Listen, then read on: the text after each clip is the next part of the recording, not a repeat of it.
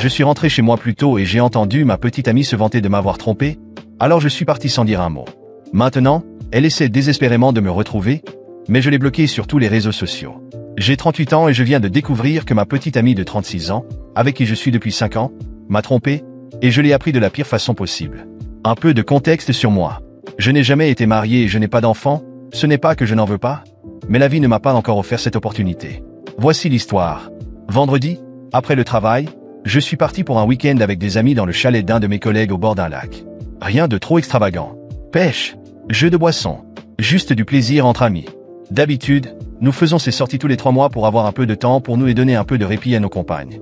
En général, je reste jusqu'à la fin du week-end et vais directement au travail le lundi matin. Cependant, ce week-end-là, j'avais oublié mon ordinateur portable au bureau. Vers 16h, j'ai donc décidé de rentrer chez moi, pensant arriver vers 18h. Je pensais que Raquel, ma petite amie, n'avait probablement pas encore dîné. J'ai donc appelé notre restaurant italien préféré, passé une commande, les récupérer et suis rentré chez moi. Quand je suis entré, tout semblait normal. J'ai entendu Raquel rire dans la cuisine, alors j'ai pensé que j'allais la surprendre. En m'approchant, j'ai commencé à entendre la conversation qu'elle avait au téléphone et en un instant, ma vie s'est effondrée. Je pensais qu'elle parlait à son frère ou peut-être à une amie, mais la conversation était à peu près la suivante. La nuit dernière était tout simplement incroyable. Il était un amant tellement attentionné. Je n'ai jamais rien vécu de tel. On s'est rencontrés sur Tinder et il m'a emmené hier soir.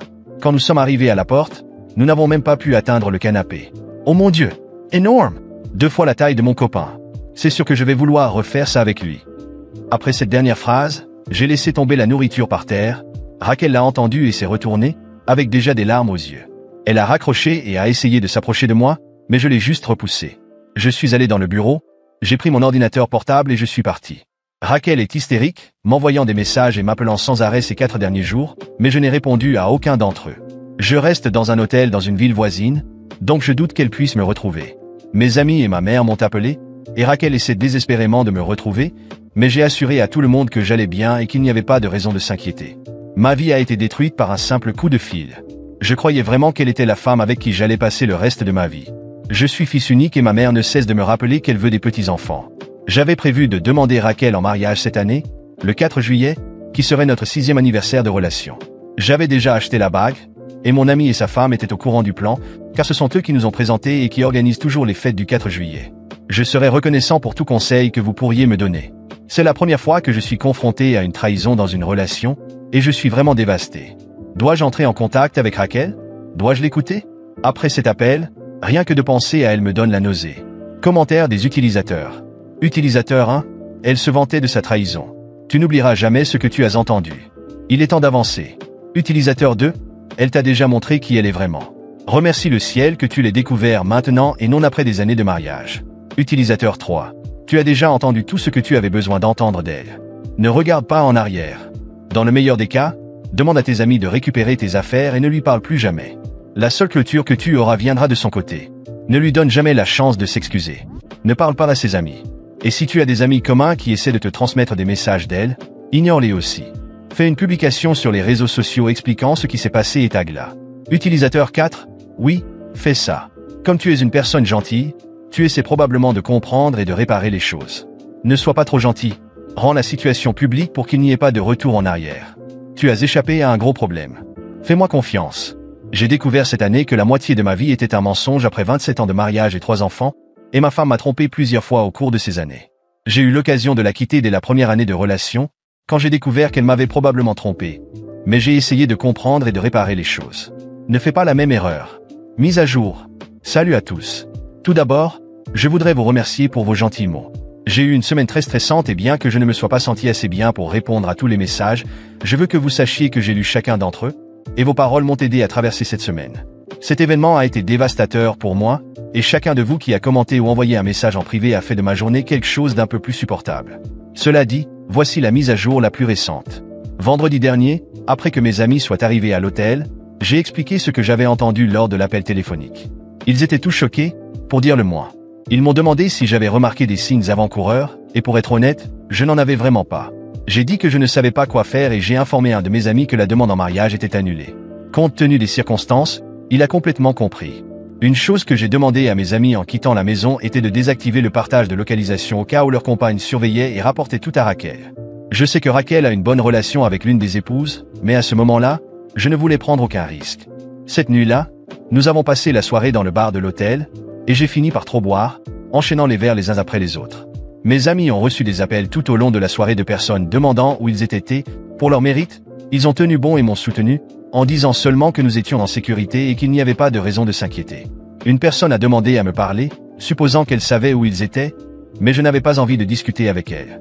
Elle insistait en disant que Raquel était inquiète et voulait juste que je rentre à la maison.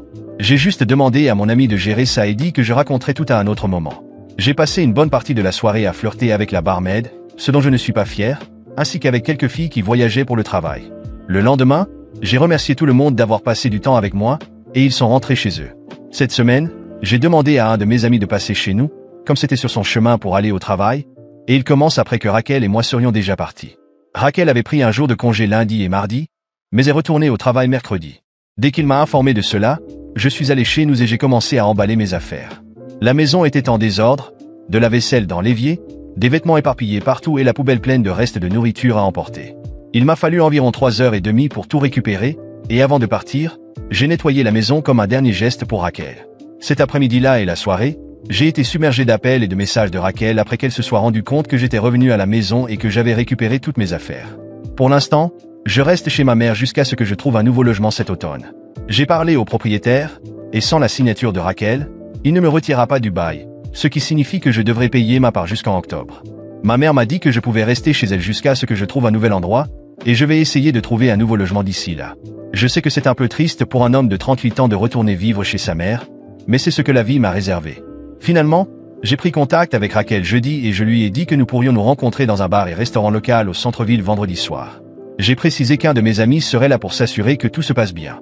Ce vendredi-là, j'étais prêt pour une conversation définitive avec Raquel. Cela faisait déjà plusieurs jours que je tentais de digérer ce qui s'était passé, la trahison, la douleur et le choc. Cependant, je ne pouvais pas effacer de ma mémoire les mots qu'elle avait utilisés, la manière désinvolte avec laquelle elle s'était vantée au téléphone.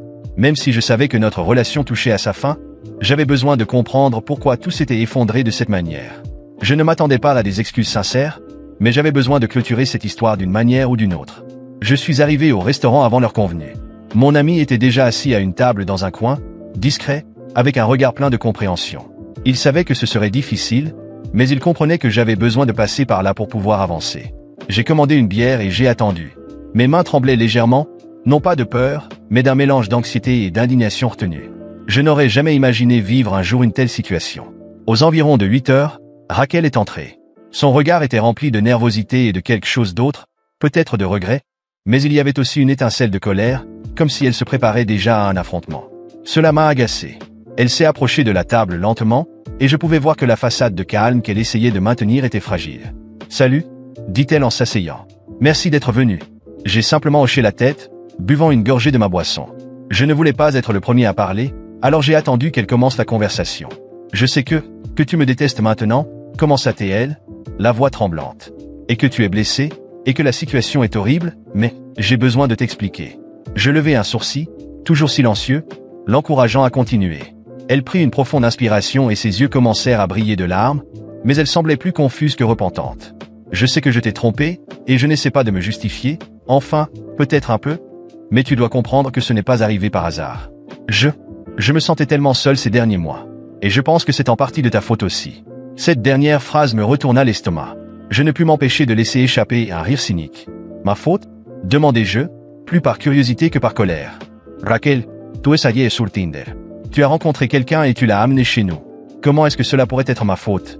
Elle frotta ses mains nerveusement et essaya de se défendre. « Je ne dis pas que tu m'as forcé à faire ça. Mais tu n'étais jamais vraiment là. Tu t'intéressais toujours plus à ton travail, à tes amis, à ces week-ends de pêche. Quand avons-nous eu un vrai dîner ensemble pour la dernière fois? Quand m'as-tu regardé pour la dernière fois et dit que tu m'aimais, sans que ce soit par obligation? Je me sentais invisible, abandonné. Cet homme, il est arrivé à un moment où j'étais vulnérable. » Elle fit une pause, attendant que je réagisse. Je l'observai un moment, essayant de comprendre ce qu'elle disait. L'excuse habituelle, celle qui prétend que la trahison est une réponse au manque d'attention, résonnait déjà dans ma tête. « C'est donc ça ?» demanda froidement. « Parce que je ne t'ai pas donné assez d'attention, tu as pensé que la meilleure solution était de coucher avec un autre mec. » Raquel sembla s'exaspérer, comme si je ne comprenais pas son point de vue. « Tu ne comprends jamais » s'exclama-t-elle, un peu plus fort. Je t'ai aimé pendant 5 ans. J'étais à tes côtés, attendant que tu réalises, que tu vois vraiment ce dont j'avais besoin, mais c'était comme si tu vivais ta vie, et moi, je n'étais qu'un détail. Je ne dis pas que ce que j'ai fait était bien, mais j'avais besoin de sentir que quelqu'un me voyait. Toi, tu as arrêté de me voir. Ces mots, tu as arrêté de me voir, résonnèrent dans ma tête. Une partie de moi voulait exploser, lui dire que si elle se sentait ainsi, elle aurait dû me parler, me demander des changements. Mais une autre partie de moi commençait à se demander si, peut-être, elle n'avait pas raison d'une certaine manière. Avais-je vraiment échoué à ce point dans ma façon de gérer notre relation? Ou était-ce simplement une tentative pathétique de justifier l'injustifiable? Raquel, dis-je finalement, essayant de contrôler le ton de ma voix. Si tu étais si insatisfaite, pourquoi ne m'as-tu rien dit? Pourquoi ne m'as-tu pas parlé de ta solitude? Pourquoi n'as-tu pas rompu avec moi avant de me tromper? Elle resta silencieuse pendant un moment, ses larmes coulant enfin sur son visage. Il était difficile de savoir si elle pleurait par regret ou par frustration parce que je ne me laissais pas convaincre par son excuse. J'ai pensé à le faire, avoua-t-elle. Plusieurs fois. Mais je t'aimais encore, et je pensais que les choses pouvaient s'améliorer. Que tu finirais par changer. Mais quand l'autre est arrivé, c'était comme s'il comblait un vide que tu avais laissé.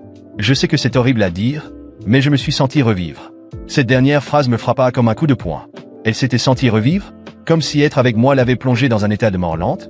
Je ris, mais cette fois, c'était un rire amer, plein de douleur. Tu t'es senti revivre en trompant la personne qui allait te demander en mariage? Demandai-je, sentant le poids de mes propres paroles. Tu penses que ça justifie ce que tu as fait?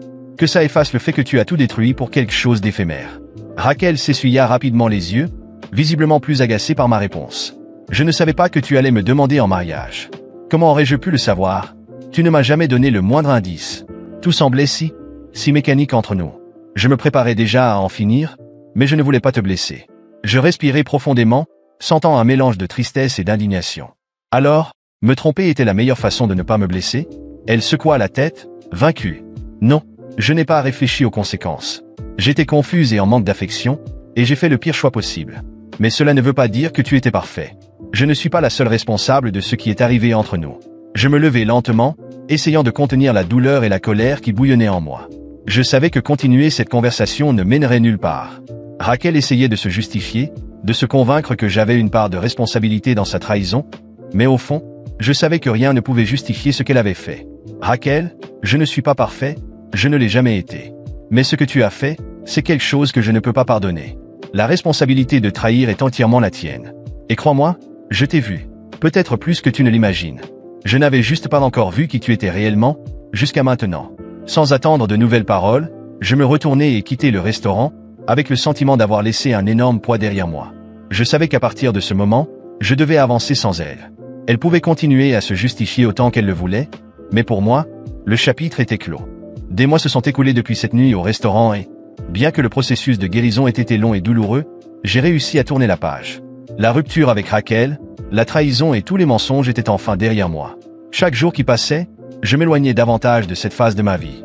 Il n'y avait plus de colère ni de ressentiment, seulement un profond soulagement de ne plus être lié à quelqu'un qui m'avait autant manqué de respect. La vie a suivi son cours, comme elle le fait toujours. J'ai déménagé dans un appartement proche de mon travail. Peu à peu, j'ai commencé à tout reconstruire.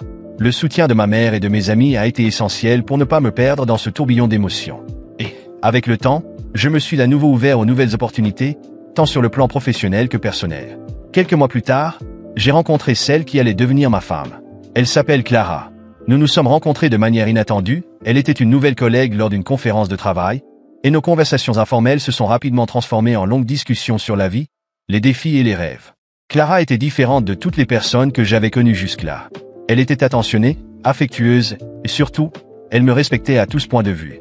Avec elle, j'ai appris qu'une relation repose sur la complicité, le respect mutuel et la compréhension. Nous partagions tout, sans secret.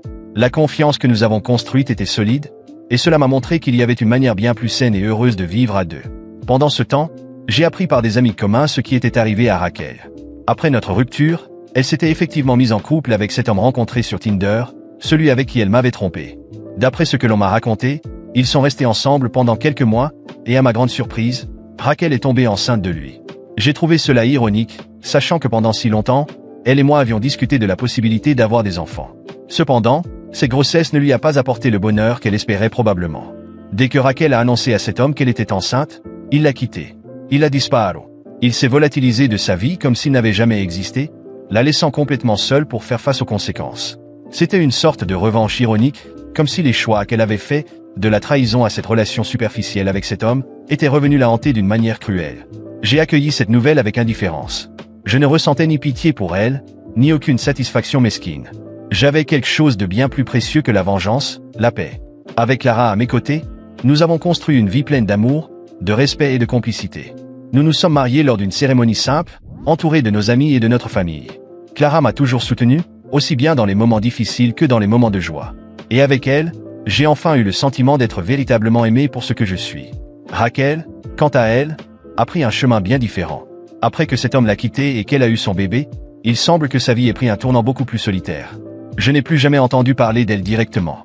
J'ai bloqué tous ses réseaux sociaux, et de temps en temps, j'entendais quelques mises à jour de la part d'amis communs, mais rien de plus que des informations vagues sur sa façon de gérer la maternité en solo et d'essayer de reconstruire sa vie. Mais le fait est que nos vies ont pris des directions totalement opposées. Tandis que je vivais en paix, elle récoltait les fruits de ses choix. Aujourd'hui, Clara et moi sommes heureux, et nous envisageons de fonder notre propre famille. La vie à ses côtés est tout ce dont j'ai toujours rêvé, sans secret, sans mensonge, seulement de la complicité et un amour sincère. Raquel n'est plus qu'un lointain souvenir, quelqu'un qui a fait partie d'un passé qui n'a plus aucune importance dans mon présent. Parfois, la vengeance n'a pas besoin d'être active. La vie a une manière subtile d'équilibrer les choses. En fin de compte, les choix que Raquel a faits ont eu leurs propres conséquences, et j'ai trouvé ce que j'avais toujours voulu. Une vie épanouie et une relation basée sur le respect, l'amour et la confiance. Aujourd'hui, je n'ai aucun regret, seulement de la gratitude d'avoir pu aller de l'avant. Quant à Raquel et moi, nous n'avons plus aucun contact, et je ne ressens pas le besoin de renouer de quelque manière que ce soit. Nos chemins se sont séparés, et c'est ainsi que cela doit rester. Elle a fait ses choix, et j'ai fait les miens, et ses choix se sont vengés pour moi d'une manière que je n'aurais jamais pu prévoir. L'ironie de la vie est qu'elle trouve toujours un moyen de montrer ce qui compte vraiment.